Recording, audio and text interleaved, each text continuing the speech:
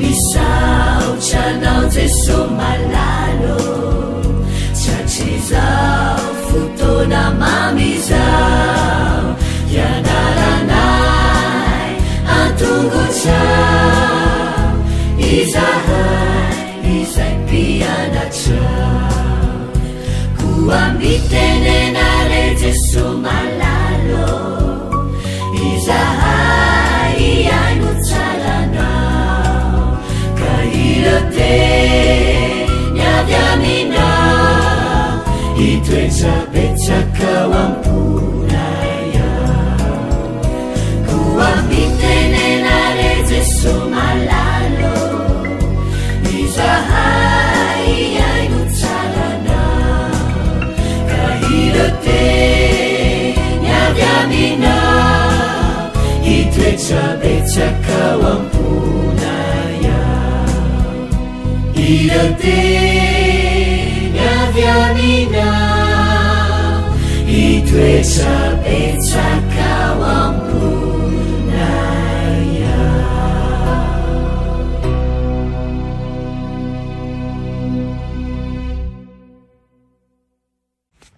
Faly miarabantsika tsy arariavy indray tonga eto amin'ny fandraisana ny lesina ho an'ny tanora zokiny isika amin'ity alatsinainy ity.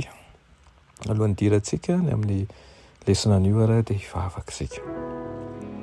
Andriamanitra tsara izin-danitra mbola misotranao izahay noho izao fotoana izao indray ahafahana mandinika ny teninao. Angataka aminao izahay tompo mba hamelanao ny elokay sy ny fahotanay rehetra mba hahafahanay manantona anao, mandray anao ary koa mandray ny zavatsoa rehetra izay avy aminao. Tompo miteza iteny manoloana anay amin'ny anaran'i Jesosy. Amen. Ny teny lesina antsika androany dia manao hoe potika ara-politika. Ny ankamaroan'ny mpianatra dia tsy naniry afa-tsy ny ho afaka amin'ny fanapahan'ny Roma ihany. Heverin'izy ireo toy ny loza mitatao lehibe indrindra ho an'ny fahalalana ara-pivavahana manko ny fanjakana Romanina. Ary tena marina aloha izany satria i Ellen White aza dia nilaza fa ny Romanina dia nitaky ny zo anendry sy anesorana misorona be tao Jerosalema.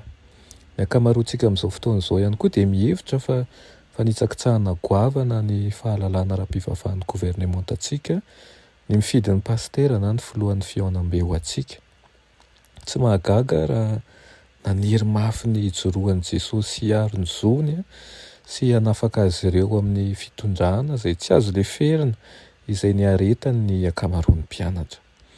Nifikitra tamin'ny fanantenana ny mpianatra fa hanafaka azy ireo amin'ny fampahorian'ny Romanina mafy kokoa noho ny zavatra hafa rehetra i Jesosy. Fantatr'izy ireo ny fampanantenana eo amin'ny testamenta taloha momba ny fanjakana vaovao anankiray ary ny hevitra izy ireo fa tonga Jesosy mba norina ny fanjakana io tamin'ny farany.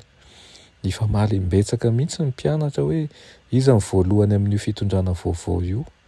Nankatan'i Jesosy mihitsy aza ny reny Jakoba sy Jaona mba hanome ny zanany lahy toerana ambony ao amin'io fanjakana andrasan'ny maro. Teo amin'ny fiafaran'ny fiainan'i Jesosy anefa ny fanirian'ny mpianatra dia nifantoka tamin'ny fanorenana an'io fanjakana vaovao eto tany io ihany. Vahoaka be dia be no nandeha mafy mba hanery an'i Jesosy ho mpanjaka kanefa rehefa nytoy ny fanompoan'i Jesosy dia nanomboka natsapa izy ireo fa tsy hanaiky seza etỳ tany mihitsy izy. Maro ny nandeha rehefa tonga tamin'izany fahatsapana izany ka tsy nanaraka azy intsony.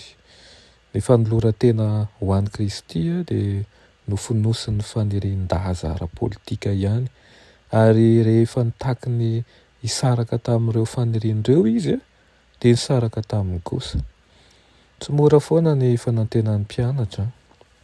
Ny resaka farany nataon'izy ireo tamin'i Jesosy izay nitranga 40 andro taorian'ny nitsanganany tamin'ny maty dia momba ny nofinofiny ara-politika indray. Nanontany tena tao anatin'ny faharavana ireo mpianatra roa lahy teny an-dalana ho any Emaosy hoe nahoana Jesosy ny tsy nanavitra ny Israely tamin'ny fanapahan'ny hafa firenena, tsy misy dikany amin'ny rafitra politikany. Nila nandray fomba pijery an'izao tontolo izao izy ireo mba hatakarany ny filazantsara. no azavainy tao amin'ny fehezanteny iray ny valitenin'i Jesosy faratampony manao hoe tsy avy amin'izao tontolo izao ny fanjakako izy izy. Raha tokony niakatra seza fiandrianana izy a dia niakatra hazo fijaliana, hazo nokitotoana no netiny fa tsy te-panjakana tsy akory. Nanao satso-boninahitra tsiro izy fa tsy satso-boninahitra volamena, na dia nanantena aza ny vahoaka mba hanaisotra azy ireo tao amin'ny gadran'ny fampahoriana raha-pivavahana, dia nanana tanjona lehibe kokoa Jesosy tao an-tsainy tsy miasa araka ny faniriantsika sy ny foto-kevitsika ary ny fandaharam-potoanantsika tokoa Jesosy. Ary noho izany dia tokony ho velom-pakasitrahana isika satria ny anazy dia mihoatra lavitra noho ny antsika. Tsarovy mandrakariva izany ary aoka isitona zava-dehibe amin'izany lesona izany itsika. Tsy miasa araka ny faniriako na ny fanirianao, ny foto-kevitsika na ny foto-kevitrako na ny foto-kevitranao na ny fandaharam-potoanako na ny fandaharam-potoananao Jesosy. Tokony velom-pakasitrahana mandrakariva amin'ny Kristy isika satria ny anazy ny programan'Andriamanitra aminao dia mihoatra lavitra noho ny eritreretinao. Amen.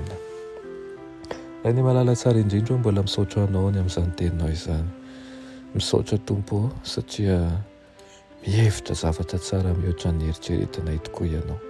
Ampio izahay hanana faharetana, ampianaro izahay mba hanana fitiavana ary ampitombo mandrakariva ny finoanay aminao. Anaran'i Jesosy, amen.